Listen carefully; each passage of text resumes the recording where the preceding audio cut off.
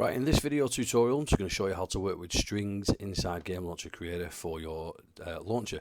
So text strings, you've got an option up here of left, center and right aligned text strings.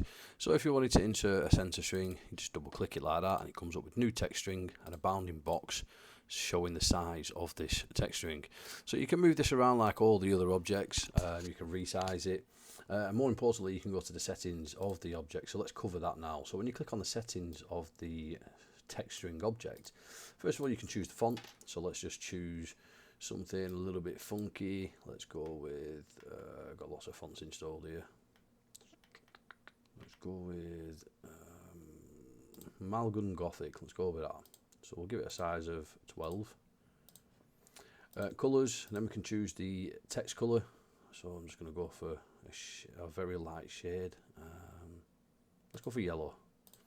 And then the text. So here is where you can specify what the text is that's inside it. So here is my text string.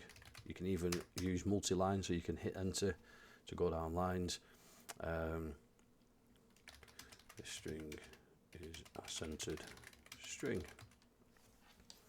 Now you can use variables inside your text string. I'm not going to cover that in this video, but there will be a video covering this. So you can use, if you're using the developer edition of Game Launcher Creator v3, you can use system and custom variables inside your text strings as well to display information. But again, we'll cover that in a different one. And that's going to include this setting here, which is it a constant string, which just defines if it contains variables or not. If it doesn't, don't set this to a constant string. Just keep it like this so it doesn't get rendered all the time. Now, as you can see, we've closed the settings and you can't see the full string, and that's because we need to resize the box to accommodate the text. And there you go, we can see it. So we can make this text box as big as we want, as small as we want, as wide as we want, as tall as you want. It's dead easy to do. But you can see just how easy it is to create text strings inside Game Launcher Creator v3. Relatively simple.